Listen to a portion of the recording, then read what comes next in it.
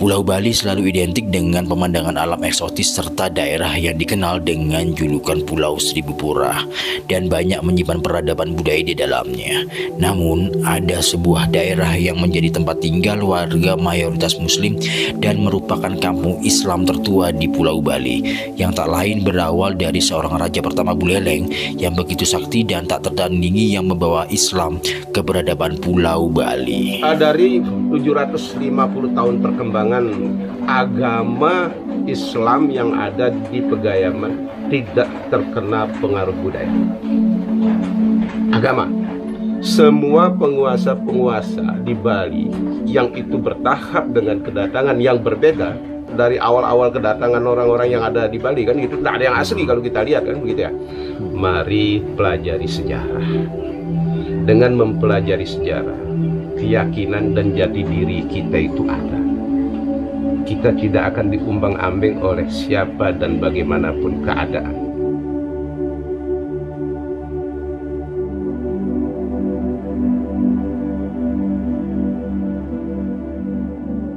Di momen kali ini, di video kali ini, saya akan menelusuri sebuah kampung Islam tertua di Pulau Dewata ya teman-teman. Lebih tepatnya berada di desa Pegayaman, Bali ya teman-teman ya. Dan kalian bisa melihat di belakang saya ini ada sebuah masjid yang tertua di Bali ya teman-teman. Oke, jadi penampakannya kayak gini guys. Nah, jadi cikal bakal kampung Muslim ini sebentar. Oke. Jadi cikal bakal kampung Muslim ini berawal dari kedatangan 100 laskar Muslim dari Jawa dan Bugis teman-teman, dan direkrut oleh raja dari kerajaan Buleleng yang bernama I Gusti Anglurah Panji Sakti. Lalu laskar Muslim ini ditempatkan di daerah perbukitan yang dikenal dengan nama Pegayaman dan menetap di kampung ini secara turun-temurun teman-teman. Jadi jejak Muslim di kampung Pegayaman ini dibuktikan dengan adanya Masjid Jami yang di depan situ ya, Masjid Jami Safinatus Salam yang dibangun pada tahun 1623 dan di dalamnya terdapat mimbar mimbar berukir pemberian Raja Buleleng teman-teman. Dan sampai saat ini kampung Muslim ini masih kental dengan tradisi sejarah serta mempertahankan akulturasi budaya antara masyarakat Islam dan Hindu di Bali ya teman-teman ya. Oke, mari kita telusuri kampung ini ya teman-teman. Kalian harus tahu ini guys, jadi ini letaknya di perbukitan, kampung Muslim tertinggi di area perbukitan Bali teman-teman. Wow, kemana dulu? Oh, ke sana ya teman-teman ya. Alright.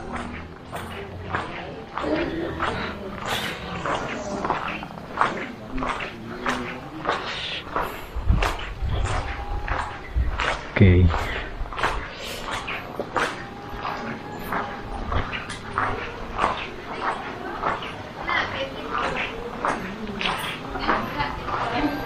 Sambil tanya-tanya ya teman-teman sama warga-warga sini.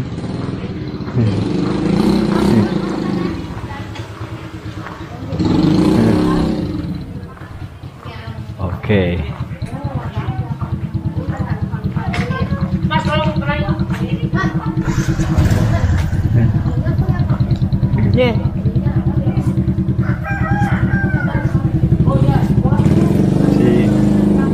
Oke guys.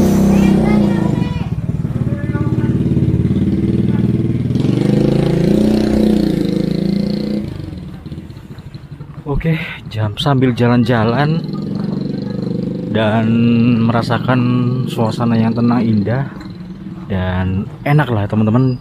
Sejuk juga karena berada di perbukitan ya teman-teman ya. Oke, Misi. Monggo.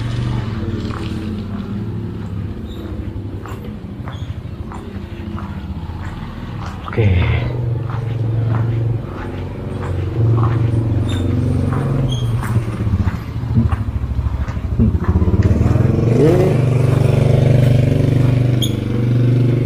Jadi di sini tuh nggak ada anjing sama sekali guys, karena kampung muslim ya. Wow, jadi kalian bisa melihat sini jalannya turun naik gitu teman-teman. Itu juga naik ke sana dan sangat indah dan menawan. Itu ada bapak-bapak. Saya mau tanya-tanya ke teman-teman ya.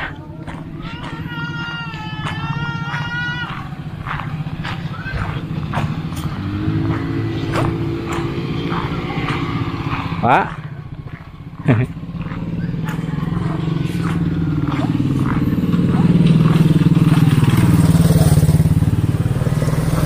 Wow. Jadi untuk penelusuran kali ini ya teman-teman, selain saya meliput tentang lokasi-lokasi yang terbengkalai dan juga lokasi-lokasi yang bersejarah, saya juga meliput kampung-kampung ini teman-teman. Ya, ini sesuatu kampung yang termasuk juga bersejarah juga guys. Mantap.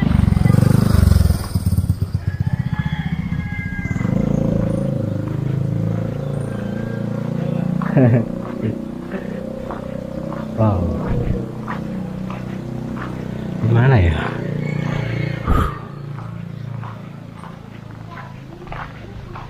Mana nih yang kena saya wawancara ini?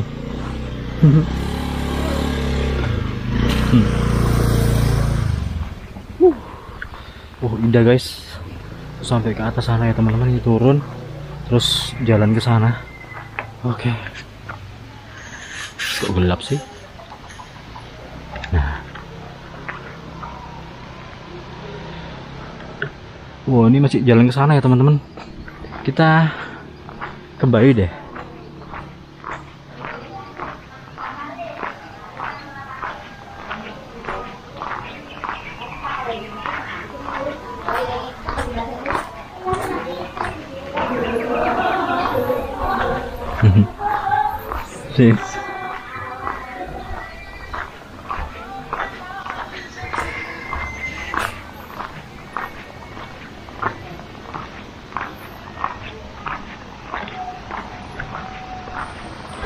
Sambil jalan-jalan, melihat dan merasakan kesejukan kampung ini guys. Oke. Naik turun nih saya nih. Wow.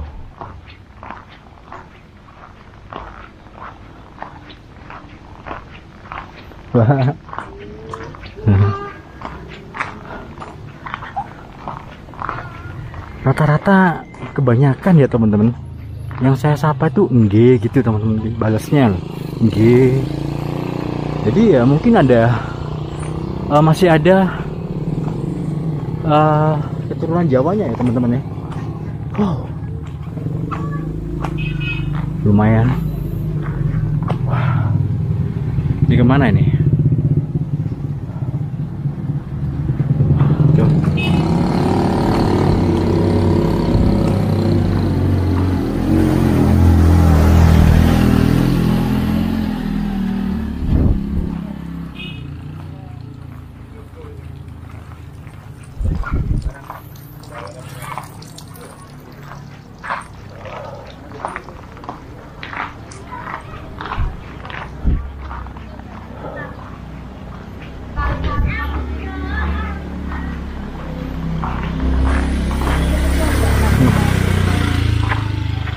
Oke teman-teman, jadi ini saya masuk ke area masjidnya ya, dan nanti kita akan melihat peninggalan Raja Buleleng di sini, salah satu peninggalan Raja Buleleng. Ya, permisi ya Pak. Assalamualaikum. Nah, guys, jadi ini ada salah satu mimbar. Ini adalah merupakan peninggalan dari raja dari kerajaan Buleleng guys. Tuh, ya teman-teman, permisi. Nah, Jadi yang ini guys, Amit ya, permisi. Ini yang atas sendiri. Nah, ini adalah peninggalan Raja Buleleng teman-teman. Jadi dulu Buleleng itu merekrut 100 laskar muslim dari Jawa dan Bugis ya teman-teman ya. Dan para muslim ini menetap sampai sekarang di sini ya teman-teman. Dan ini adalah merupakan salah satu peninggalan dari beliau, dari Raja Buleleng teman-teman. Wow, mantap banget ya. Wow, istimewa. Dan masjidnya ini luar biasa, megah dan mewah. Tuh kalian bisa melihat di sini. Wah, Ciamik guys. Wah, mantap. Ini sudah terjadi perubahan ya teman-teman, atau sudah direnov 3 kali ini. Jadi sampai sebagus ini. Ini sudah marmer ya teman-teman, temboknya ya. Sudah marmer. Wow. Tuh kalian bisa melihat langsung. Kalau melihat ke belakang sini, kita bisa melihat pemandangan yang sangat memukau di atas perbukitan sini guys. Kampung Muslim Pegayaman teman-teman. Wow, istimewa, sangat memukau ya teman-teman ya. Wah, mantap.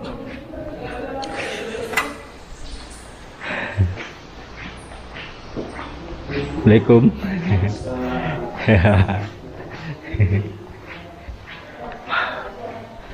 Istimewa.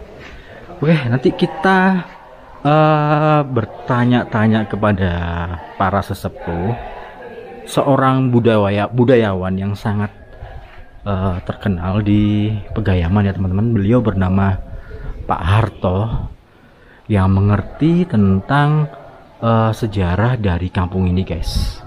Oke, kita lanjut ke video berikutnya ya. Secara kesejarahan, Pegayaman itu saya sebagai bisa dikatakan selama ini mencari jejak daripada pergerakan Pegayaman secara kesejarahan, dan kami buat satu sikap bahwa data-data tentang perjalanan Pegayaman ini pasti akan berkembang. Kami dapatkan di awal, kami mendapatkan Pegayaman itu kedatangannya di tahun 1648. Kisahnya ketika Raja Agung I Gusti Ngurah Panji Sakti Kerajaan Raja Buleleng mengadakan satu ekspansi ke Jawa Timur, ke Kerajaan Belambangan. Pada saat itulah kemenangan daripada I Gusti Ngurah Panji Sakti yang bekerja sama dengan Mataram Islam pada zaman Amangkurat I, yang pada saat itu dipimpin oleh Tumenggung Danufaya, penyerangannya ke Belambangan juga dari Mataram Islam, bertemu dan bekerja sama dengan Panji Sakti, berhasil mengalahkan Belambangan. Dan pada kesempatan itulah merekrut 100 laskar tentara Belambangan untuk diajak ke Pulau Dewata ini, khususnya ke Buleleng, kemudian ditempatkan di satu tempat yang bernama Desa Pegayaman ini. Jadi Pegayaman ini diambil dari sebuah nama buah, yaitu buah gatep. Kalau bahasa Jawanya itu gayam, gayaman, jadi Pegayaman. Jadi fungsinya orang-orang Pegayaman atau laskar, 100 laskar dari Belambangan itu ditempatkan di Pegatepan ini atau di Pegayaman ini adalah sebagai benteng, sebagai penjaga keamanan wilayah Den Bukit atau Bali Utara, Buleleng. Jadi Den Bukit dikenal pada saat itu. Nah, akan tetapi dari perkembangan, dari hasil kajian dan penelitian kecil-kecilan yang saya lakukan, kembali saya menemukan referensi. Ternyata Pegayaman lebih awal 4 abad sebelumnya sudah ada, dengan ketika Raja Singosari Kertanegara di tahun 1284 sudah mengirim pasukan ke Bali, khususnya juga Bali Utara. Pada saat itu Bali Utara adalah merupakan pusat penaklukan, sebab Bali Utara adalah pusat daripada kerajaan Bali pada saat itu. Dan Singosari di bawah Kertanegara memerintahkan 3 pasukan untuk datang ke wilayah Bali Utara, yaitu pasukan Pagaruyung yang dipimpin oleh Kebo Bungalan, pasukan darat Pagarwesi dipimpin oleh Lembu Ental, dan satu yang menarik, ini pasukan gerilyanya ini adalah pasukan yang dipimpin oleh Jaran Wahab atau dalam sering disebut Kiai Wahab. Nah, Kiai Wahab inilah yang beragama Islam dengan pasukannya yang berhasil mengalahkan kerajaan Gandapura atau kerajaan Gandaharum yang dipimpin oleh Hyaning Hyang Adi Dewa Rencana pada saat itu. Nah, logikanya dari keterangan dari Bali Pustaka yang saya dapat dan juga dari buku Negara Kertagama Empu Prapanca, kebenaran tahun di dalam buku Negara Kertagama di 1284 betul.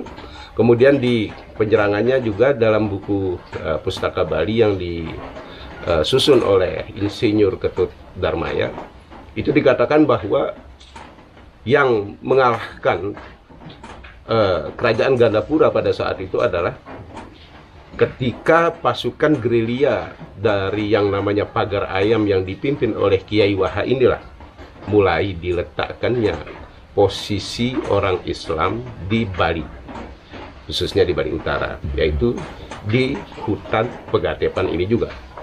Nah, pada kesempatan itu ada 3 tempat, yaitu yang pertama namanya di Kampung Jarat. Jadi karena Kiai Wahab ini adalah pimpinan pasukan dari Jarat, dari Gujarat, bisa jadi dan patut diduga Kampung Jarat yang ada di Singaraja itu juga adalah berasal dari orang-orang yang berasal dari Gujarat yang dipimpin oleh Kiai Wahab. Dan juga ada satu tempat, yaitu yang pertama di Kampung Jarat, Yehtaluh atau Kepenarukan Singaraja, kemudian Pegayaman, kemudian ada satu tempat namanya Tibekau. Tibekau ini kalau menurut analisa menjadi sekarang desa Tegalingga. Nah, ini berarti cikal bakal awal kedatangan umat Islam di Bali bisa dikatakan. Sebab kita sudah berumur, kalau dilihat dari data terakhir itu dari Singosari berarti sudah 750 tahun yang lalu berarti keberadaan umat Islam ada di Bali sebelum Majapahit berdiri. Itu berarti logikanya demikian. Ya. Dan ini mau tanya ya Pak ya. Dari sekian cerita yang sudah jenengan ceritakan, apakah dulu sebelum Majapahit masuk ke Bali itu agama di Bali sudah Hindu atau gimana? Kalau kita lihat lagi kembali lagi ke Bali itu ke masa abad pertamanya lagi Bali sudah animisme dan dinamisme gitu dulu. Kemudian penganut sekte dari banyak Sora, dari Wangsa Sora, kemudian dari istilahnya semua berawal dari animisme dan dinamisme yang berkembang di Bali. Kan gitu kita lihat ya. Ininya. Kemudian berkembanglah ada sekte Kali. Ketika dari Kalingga menguasai Bali, ada waktu sekte Kali. Kemudian ketika Mataram menguasai Bali, kemudian ada Wangsa Buddha dari Sailendra, itu kan yang Singamandawa. Kemudian dari Sriwijaya, dari kalau ini secara urutan begini jadinya di Bali ini. Dari yang saya baca biar tidak salah. Semua penguasa-penguasa di Bali yang itu bertahap dengan kedatangan yang berbeda, seperti banyak. Kalau kita kembali lagi ke abad yang pertama, kan kita pasti akan Melayunes pasti ke sana dari awal-awal kedatangan orang-orang yang ada di Bali kan gitu, tidak ada yang asli kalau kita lihat kan begitu ya. Jadi kembali dari abad ke-6 dari Kalingga itu sudah menelurkan sekte di Bali dengan alirannya masing-masing, dengan aliran animisme dan dinamisme masing-masing. Kemudian di tahun 882 dari Mataram Islam yang dipimpin oleh Sri Aditya itu juga sudah membawa sekte, sudah membawa aliran. Kemudian disusul lagi dengan Sriwijaya di tahun 917 sudah juga membawa seperti Singadawala. Kalau Mataram itu sudah membawa Singamandawa, kemudian Singadawala, kemudian merujuk lagi ketika Kediri membawa juga sekte sendiri, Medang Kemulan, Medang Kahuripan lagi Erlangga, ketika Erlangga, kemudian Singosari. Ketika Ken Arok juga pernah ke Bali juga mengekspansi kemudian disusul Kediri, Singosari, kemudian menyusul ke Majapahit. Ini semua membawa aliran sekte sendiri. Jadi yang jelas Islamnya itu ketika, kalau menurut referensi yang saya baca itu adalah ketika Singosari Kertanagara menguasai di tahun 1284. Jadi logikanya sebelum Islam datang itu di sini animisme dan dinamisme itu. Nah, tentang alirannya sektenya itu yang pertama bawa sekte Kali. Sekitar di Bali ada Ini cocokologinya sebenarnya kalau gini Ya. ada namanya Kaliangat, itu Wangsa Kali aja sebenarnya. Kalipakse itu gitu. Jadi dari Kalingga yang menguasai itu. Dari Kalingga. Dari Kalingga. Oh. Kalingga, Mataram Isi Hindu, kemudian Sriwijaya, kemudian Medang Kemulan, Medang Kahuripan, kemudian Kediri, Singosari, kemudian Majapahit. Majapahit lah terus menerahkan para Arya-Arya yang datang ke Bali. Yang sebelum penguasaan di Bali, Gajah Mada membawa dengan para Arya, 10 Arya kalau yang saya baca, kemudian berkembang menjadi terakhir dari raja-raja yang selanjutnya menjadilah dari daripada Majapahit itu. Dari Majapahit itu pun juga nanti ada dari gelang-gelang, dari menjadi gel-gel gitu kalau dari cocologi gini kan. Iya gitu. Kemudian ada Kepakisan, Semarang Kepakisan, kemudian nanti ada si Watu Renggong, kemudian ada dari orang tuanya Panji Sakti sendiri juga berawal dari gel-gel tersebut dalam Sagening. Kemudian dari sanalah kemudian menyebar menjadi 9 kerajaan yang ada di Bali. Oh gitu ya. Ya, kita kira dari Majapahit itulah kemudian lagi sebagai, kalau bisa dikatakan sebagai yang terakhir mengeluarkan prasasti lah buat terakhir Bali. Itu berkembang menjadi raja-raja kecil dari 9 kerajaan yang ada di Bali. Dan kerajaan yang ada di Bali. Oke. Dari semua cerita itu legenda ya itu ya. Termasuk legenda apa bukan? Kalau sekarang gini lagi, itu catatan sejarah yang berangkat dari yang saya baca ini lagi kembali saya ada 35 prasasti. Jadi kalau dibilang legenda gimana ya? Legenda itu jadi kalau dibilang mitos bukan juga ya, gimana? Iya. Jadi kenyataan yang berangkat dari prasasti. Berarti ada artefaknya, ada arkeologisnya, berarti jelas ya. Iya jelas. Ada babatnya, umpamanya kayak Pegayaman. Tadi analisanya berangkat dari buku Negara Kertagama. Kemudian berangkat juga dari babat Buleleng. Ya, babat kan banyak. Aja kan di mana-mana ada babat. Kalau babat Kemulan nanti ada kan babat Markandea di Bali kan. Nah itu. Nah di sini kalau Pegayaman jelasnya secara kesejarahan itu dibahas di babat Bulelengnya di nomor 4491 di Gedung Kerti Singaraja. Itu dibahas. Dan kalau mencari tahun kedatangan Singosari berarti kita berangkat referensinya dari Negara Kertagama tadi oleh buku Prapanca. Oke. Dari ceritanya ini sudah ya, maksudnya sudah masalahnya sudah masa lalu. Sekarang ke kekiniannya. Ya, kekiniannya. Gimana? Tadi kita melihat dari ujung atas sana, kan saya kan dari atas. Ya, berarti sudah wilayah Pegayaman yang Bapak lewati tadi. Sudah mulai kampung Islam. Ya, Pegayaman dari atas. Oke. Nah, sampai atas sampai ke sini ya. Ya. Itu dari sana terlihat ada beberapa rumah yang masih jauh-jauh ya, jaraknya nggak deket-deket gitu. Sampai sini itu kira-kira itu ada berapa jiwa, Pak? Gitu. Jadi begini, Pegayaman kalau dilihat dari sejarah tadi diberikan tempat wilayah lagi oleh Singosari periode pertama dan oleh I Gusti Anglurah Panji Sakti periode kedua. Jadi yang periode pertama di 1284, kemudian periode kedua di 1648. Itu kurang lebih luas wilayah tempat benteng liarnya itu kurang lebih 2000 hektar. 2000 hektar. Pertama di periode Singasari itu dari ini dah wilayah desa ini dari desa pusat desanya ini sampai ke perbatasan Tabanan. Itu adalah sebagai benteng juga penjaga keamanan untuk Den Bukit.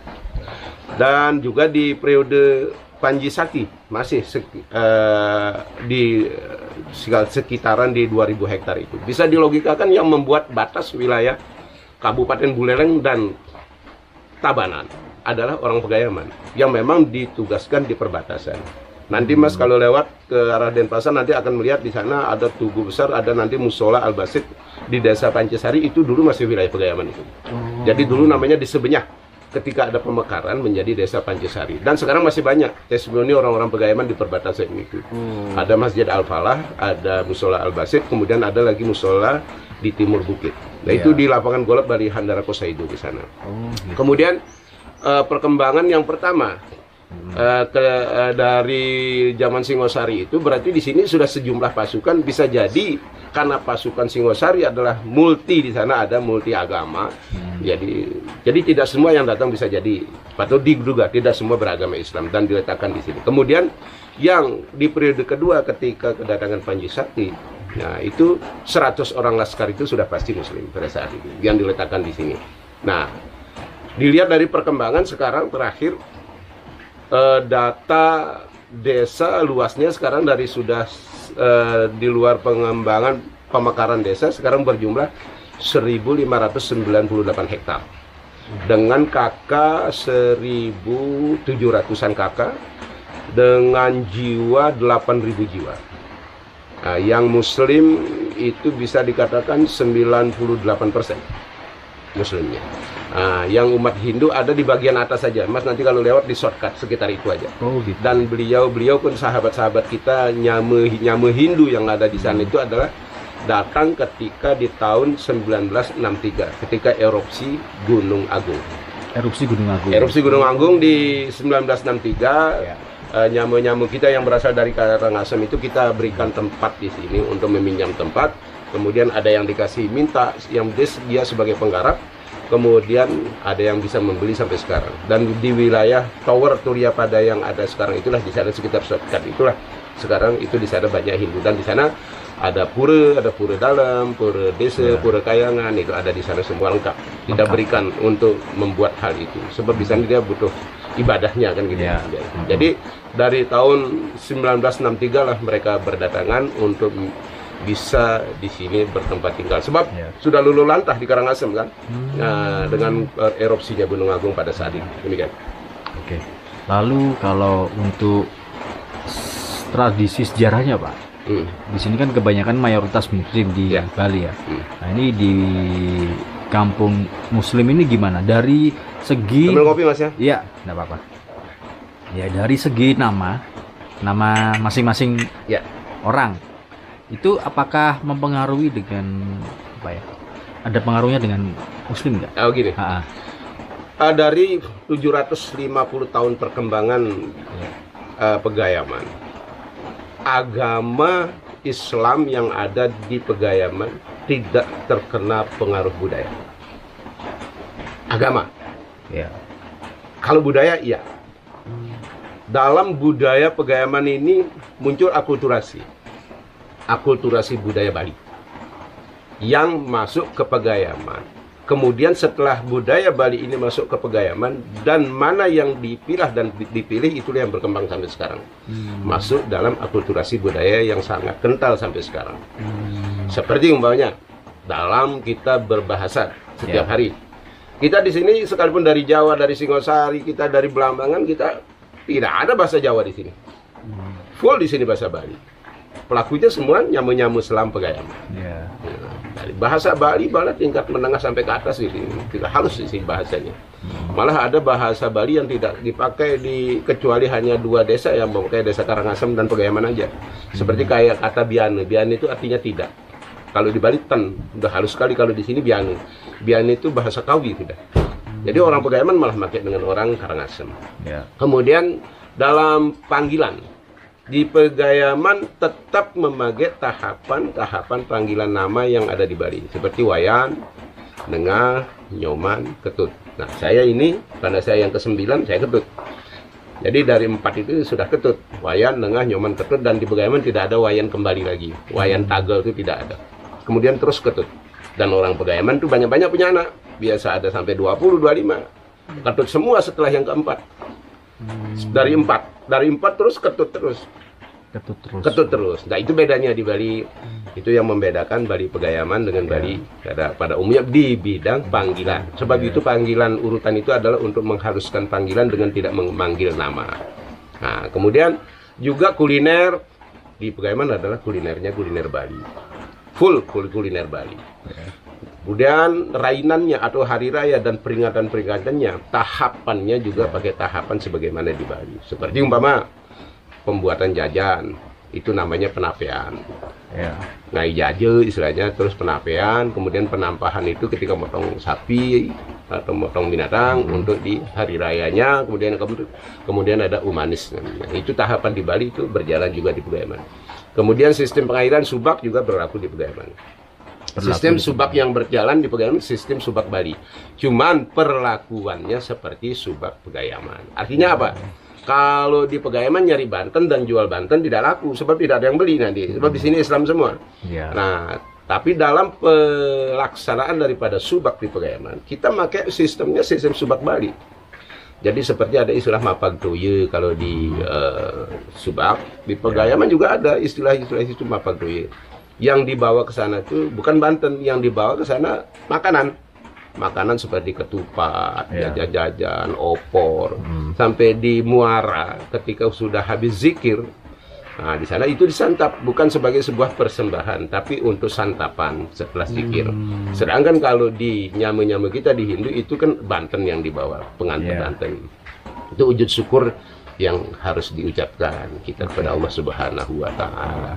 Nah, itu dalam perkembangannya Pegayman secara akulturasi budaya yang berkembang, mengakulturasi budaya Bali. Nah, akhirnya dari perkembangan 750 tahun dari zaman Singosari itu terbentuklah 6 keunggulan di Pegayman. Pertama, sejarahnya Pegayman itu jelas, tercatat dalam Baba, dan semua orang-orang yang menyusun tentang sejarah Pegayman, tentang Bali masuknya Islam, pasti akan menyebut Pegayman. Kemudian yang ketiga, Pegayman itu desa budaya. Melihat dari perkembangan tadi, jadi budaya yang berkembang itu budaya Bali yang Islami ada di Pegayman. Kemudian nilai akulturasinya tadi, ada nilai akulturasi yang berkembang dengan akulturasi Bali. Kemudian Pegayman itu sebagai desa tua. Kalau dilihat dari 750 tahun sebelum Majapahit, bayangkan sudah ada Pegayman. Dari pasukan pagar ayam tadi. Kemudian Pegayman itu dari masa kedatangannya ketika Singosari memerintahkan di pertama, kemudian periode Panji Sakti di 1648, kemudian masa-masa perjuangan pergolakan, kemudian revolusi sampai ada 4 pahlawan nasional di Pegayman. Nah, Pegayman ini termasuk desa pejuang. Nah, inilah yang memberikan keunggulan Pegayman dengan dinamika 750 tahunnya yang sudah berjalan. Kenapa sih harus di Pegayman umat Islam itu? Dilihat dari zaman Singosari, zaman Ibu Syang Nurah Panji Sakti. Sudah saya bahas tadi sedikit di awal. Perkembangan termasuk budaya pertama di Bali itu adalah Bali Utara. Kalau gitu tuh, Bali Utara dibuktikan dengan ditemukannya prasasti-prasasti yang begitu banyak di Bali Utara. Dan di Bali Utara lah pelabuhan internasional pertama yang ada. Di desa Bungkulan, desa Sangsit, Tajekula, di sekitar itu, di Singgaraja Pinggir. Dan Gajah Mada sendiri menaklukkan Bali itu dari Bali Utara. Dari desa Tianyar, Gajah Mada memporak-porandakan Bali pada saat sebelum Majapahit datang. Itu Bali Utara yang pertama dihancurkan. Sebab kekuatannya ada di sini. Nah, dari kerajaan pertama dari Mataram Hindu yang pertama datang dari Sri Aditya itu di tahun 882 itu di Bungkulan, di Manasa. Manasa itu Sangsit, Tajekula dan lain sebagainya sekitarnya itu. Nah, baru Sriwijaya itu di tahun 1917 itulah di Sanur, arah selatan dia. Di sana dia. Nah, baru kembali lagi menaklukkan yang Mataram Hindu Sri Aditya yang ada di Bali Utara. Bukit Penulisan, Kintamani itu sebagainya. Itu adalah pusat-pusat budaya kekuasaan di Bali Utara. Terkait kenapa harus di Pegayman? Ya karena pada saat itu, pada saat kerajaan Gandapura masih menguasai Bali adalah kedudukannya di Bali Utara. Di Desa Sudaji namanya, di sebelah Pegayman di sini. Dan inilah yang dihancurkan oleh kerajaan Singosari. Kemudian lokasinya itu bertepatan di sekitar Alasangker. Alasangker itu di timur Pegayman di sini. Dari sanalah mulai diberikan tempat kedudukannya Pegayman sampai ke perbatasan Bedugul Tabanan tadi. Dengan 2 tempat lainnya. Jadi karena memang posisinya, jadi kalau pertanyaannya kenapa sih harus di Pegayman orang-orang Islam itu? Karena posisi kekuasaan Gandapura, kerajaan Gandaharum pada saat itu adalah adanya di Bali Utara, di sekitar Pegayman. Berarti desa Pegayman ini adalah desa yang harus diamankan oleh orang-orang Pegayman. Dan juga Bali Utara pada saat itu pusat kekuasaannya ada di Bali Utara, menjaga keamanan dari serangan Bali Selatan. Kan gitu akhirnya begitu. Sampai di ketika pengembangan daripada kerajaan-kerajaan kecil di Bali, ketika Panji Sakti, kerajaan Buleleng menguasai Buleleng lagi bukan Bali. Akhirnya digunakanlah orang-orang Pegayaman ini sebagai tentara pengaman dan bukit kerajaan Buleleng di Gusti Anggura Panji Sakti, sehingga pastinya di Pegayaman itu jadinya di bukit-bukit Pegayaman ini jadinya. Jadi di Pegayaman itu dari dulu sampai sekarang hanya ada satu masjid. Dari luas wilayah yang 2000 hektar pertama datang di Pegayaman hanya ada satu masjid. Jadi Masjid Safinatus Salam Desa Pegayaman, dan tempatnya di sana aja, tidak pernah pindah-pindah. Bapak-bapak kalau sempat naik tadi ke lantai 3, Bapak akan melihat di sana pola masjid itu dibentuk seperti benteng pertahanan. Jadi ketika hadap ke barat itu udah, seandainya musuh datang itu udah di bawah kita, tinggal ngelempar batu aja, nggak perlu bertenaga gitu. Jadi masjid sebagai pantauan musuh juga pada saat itu. Dan itu dibuktikan ketika di zaman revolusi, para pemuda pahlawan yang ada di Pegayaman itu bersembunyinya di masjid. Bersembunyinya di masjid semua. Dan itu masjid sampai sekarang sebagai tempat untuk lambang persatuan ya. Jadi tempat ibadah. Kenapa hanya ada satu masjid? Bagaimana jamaah yang tadi Mas katakan kok rumahnya terpencar-pencar di mana-mana kayak daerah transmigrasi, itu mereka ada sebagai penggarap, jadi sebagai penadi menggarap sana. Dan itulah nanti yang akan datang ke Pegayaman setiap hari Jumat, mencari keluarganya sambil Jumatan, sambil sholat Jumatan. Jadi tali silaturahim itu tetap terjaga. Itu tujuannya. Kalau musola silakan banyak-banyak, nggak apa-apa, tapi kalau masjid cukup satu aja, dan cukup besar masjid ini kan lantai 3 udah sekarang, kayak besar 3000 udah berarti. Nah itu dari 8000 jiwa kan 4000 lah yang sholat kan gitu ya, kan masih nampung kita gitu. Dan ini masih pengembangannya masih jalan terus. Kira-kira begitu itu.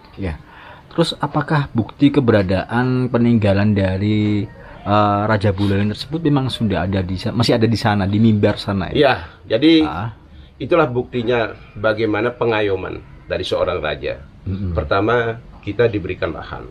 Artinya begini, antara warga Pegayaman dan pihak kerajaan itu saling memberi manfaat. Dari zaman Singosari begitu juga. Diletakkan di sini, diberikan wilayah, kompensasinya kan gitu ya. Kompensasinya apa? Menjaga wilayah Buleleng. Ketika juga Panji Sakti, demikian juga. Kompensasinya apa? Jaga Buleleng ini. Makanya banyak dari kalangan Puri juga mengatakan kalau tidak ada Pegayaman tidak ada Buleleng. Kenapa? Karena yang mengamankan Buleleng adalah Pegayaman dari arah selatan. Jadi kompensasinya itu Pegayaman diberikan 2000 hektar ini apa? Silakan pertanggungjawabkan wilayah ini. Buleleng ini. Nah, tanggung jawabnya adalah kerajaan Buleleng, amankan. Sampai sekarang jadinya begitu. Dan ini membuat warga Pegayaman ini mandiri secara total, tidak tergantung pada kehidupan kerajaan. Secara ekonomi tempat tinggal sudah diberikan, kemudian juga di sini kawin mawin hanya dengan gadis-gadis lokal yang ada di Bali, sehingga budayanya campurannya sudah Bali secara total, karena nenek moyang kita adalah dari Bali, dari Hindu yang dimualafkan. Dari permukaan laut, ketinggian kita desa Pegayaman dari 350 sampai ke 1525 ketinggian dari permukaan laut. Makanya kita banyak musim kita punya. Panas, ini dah tempat mas-mas di sini buat film ini. Ini panas 350. Panasnya tidak panas menyengat seperti di kota. Di sini sedang sejuk di sini. Semilir angin sejuk. Kemudian saya naik 400 sampai 1525. Makanya sekarang Tower Turyapada yang dibangun itu tingginya itu 1625 katanya, yang buat tertinggi di dunia dari permukaan laut. Makanya di sini kita cengkeh punya di 350 ini. Kemudian kopi punya. Di sini padi bagus, kualitasnya bagus. Sebab antara dingin, antara sejuk ya dan panas.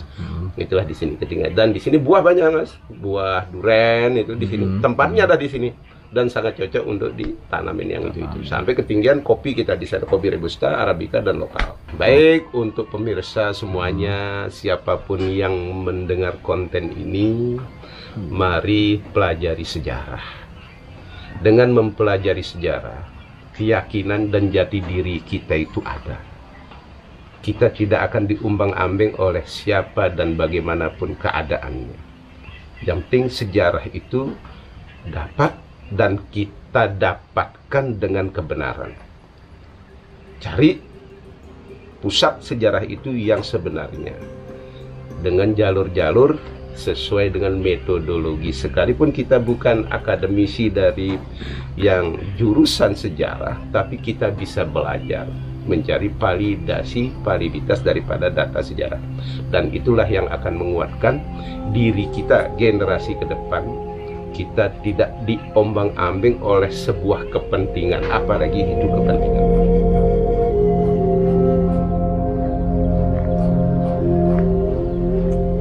Tadi kalian sudah bisa melihat tonggok cerita ya, dan bukti-bukti sejarah tentang adanya Muslim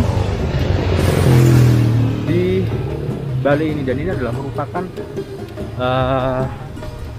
sebuah bukti toleransi adanya akulturasi antara umat Hindu dan umat Muslim di Bali ini ya teman-teman. Oke, buat teman-teman yang sudah menonton dan mensubscribe channel ini, saya terima kasih banyak sekali. Dan buat teman-teman yang belum mensubscribe channel ini, buruan di subscribe ya, karena subscribe itu gratis guys. Oke, saya Helmi pamit undur diri. Assalamualaikum warahmatullahi wabarakatuh. Salam budaya, salam